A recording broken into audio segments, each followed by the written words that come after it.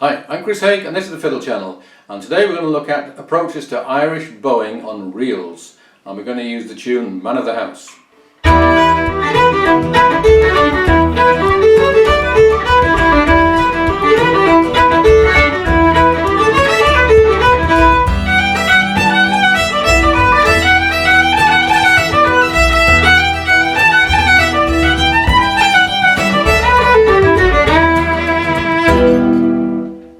Bowing is one of the most difficult aspects of Irish fiddling, partly because there are so many choices. What you definitely don't want is to learn a single version and stick to it for the rest of your life. What you really want is to learn a whole load of different approaches, different things that you can do, and apply them freely to each tune. So I'm not going to give you the perfect answer. What I am going to give you is, frustratingly, a whole load of questions. So, first of all, the very first thing you might try with a tune like this is to try it with separate bows and see what happens. So let's do that at a moderate tempo, no slurs whatsoever. 1, 2, 3, 4.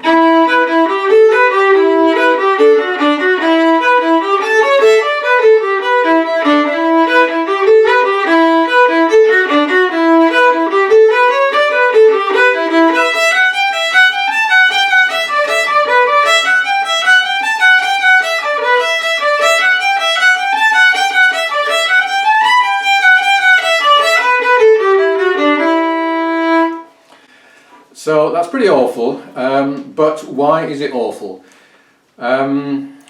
It makes me feel like I just opened O'Neill's tune book for the first time, aged probably 16, with no idea what was inside and no idea how I was going to approach it. So that's basically playing the notes, but playing them not at all right. One thing is, it's got no drive and no lift. And we'll come to that, but more importantly, if you're just playing all separate bows, then there's no consistency to it. So your first bar is starting off with a down bow, your next bar with the up bow, then a down, an up, and an up. So that's going to be really quite awkward because you never know where you're going to be. So the first approach you might take is to make every bar start with a down bow, which is an approach that violin teachers will very often take, and there is some merit to it. So basically what we're going to do in the first 3 bars is we're going to slur the second and third notes. So we got a down, up, slurred, and then down.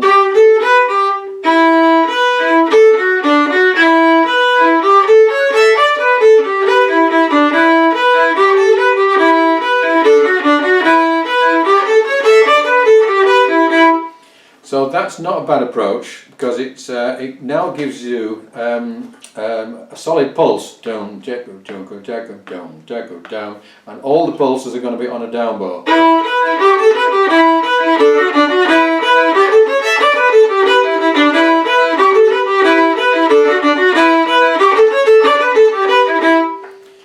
Let's get into the second half where it's all quavers.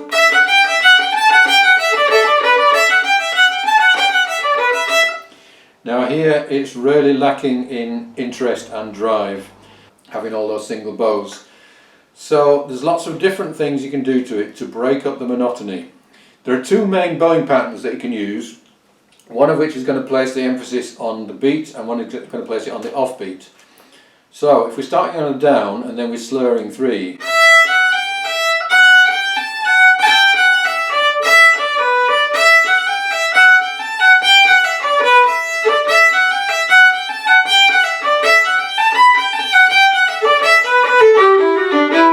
then that's giving you a lot of consistency, and as we did in the first half, it's giving us the beat on the bar.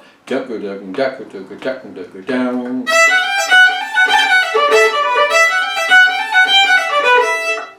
And notice this is the first time it's happened.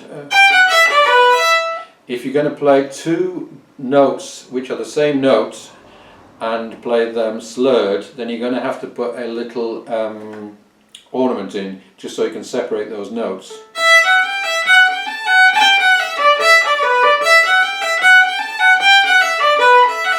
There. Because otherwise the note disappears. So that's putting the on beat. If you want to do the off beat, let's start with an up bow and slur 2, and then a down and slur 3, and down.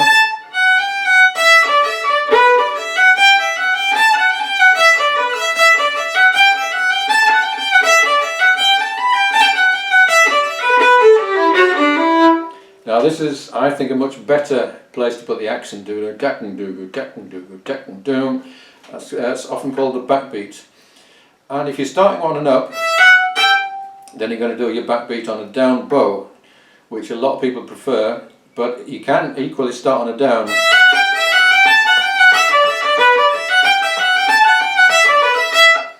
And that works just as well, but try both and decide which feels natural to you, doing the emphasis on the down or on the up. And some fiddlers will do it on the one and some fiddlers will do it on the other.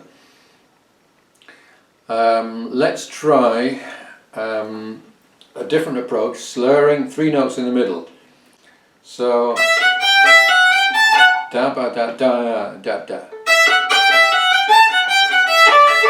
da ba da ya da ba da da da da ba da da da da ba da da da. So what we're doing now is an implied syncopation.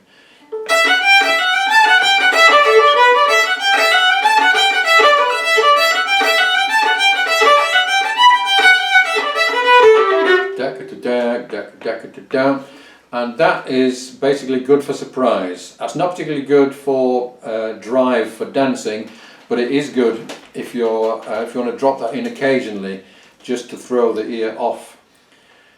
Something very similar but smoother. Slurring 3 and then slurring another 3.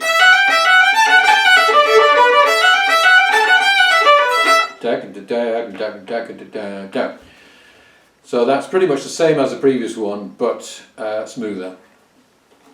Another thing you can do is to slur across the bar lines.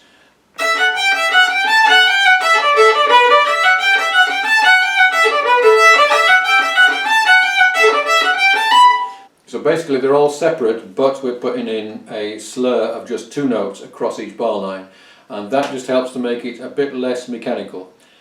Let's do it again, but this time we're going to slur 3 notes across the bar line.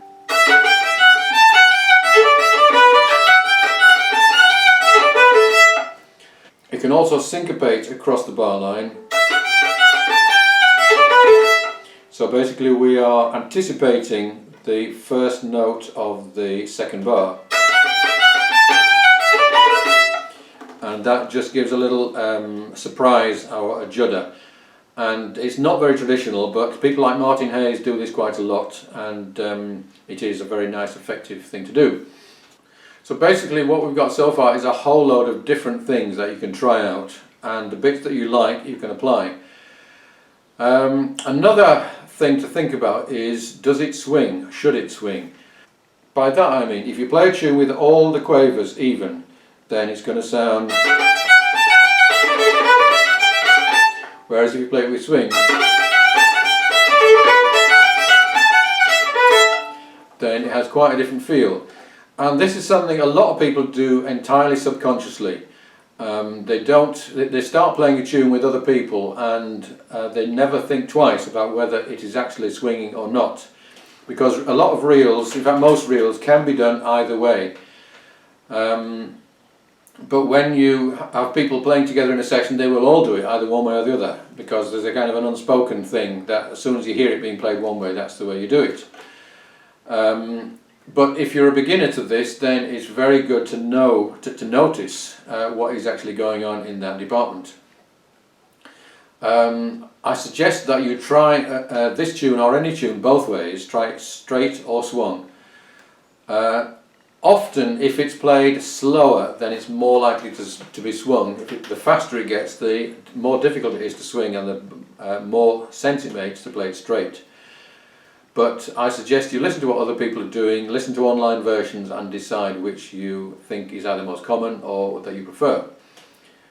When you're deciding what to do, think about what your goal is. If you're playing for dancing, then simplicity and drive and lift are the most important things. If you're playing for listening, then surprise is more important and interest.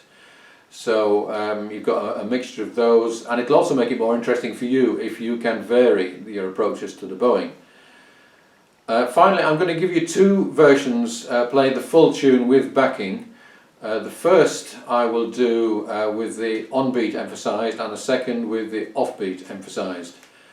It's a good idea to actually memorise the tune before you try doing this, because you can't really be thinking about reading the tune and thinking about where the bowing's going to go. So try and learn the tune and then try doing this.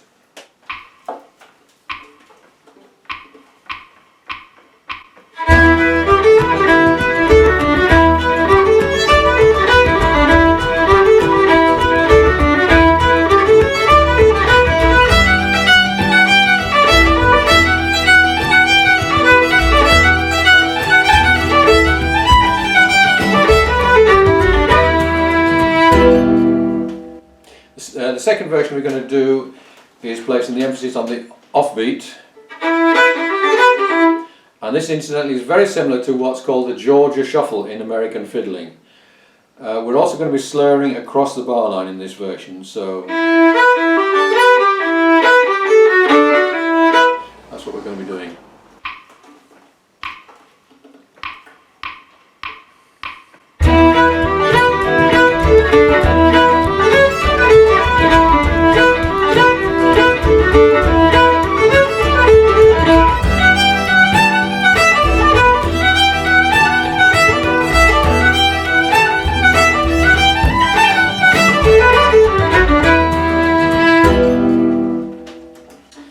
And finally, just a word that what you really want to do is actually none of those two in particular, because the emphasis there is too regular and too predictable, and your ideal is that each phrase is approached slightly differently. So your goal is to be able to kind of be organic about it and treat each phrase as you think it deserves, not doing the same thing all the way through, and not doing the same thing on every reel that you play. And then it becomes really interesting, really challenging, and in fact it's going to take you the rest of your life to master. Hope you enjoyed this. If you'd like a copy of all of the dots that I've used here, then subscribe and send me an email and I will send them to you. See you again in the next one.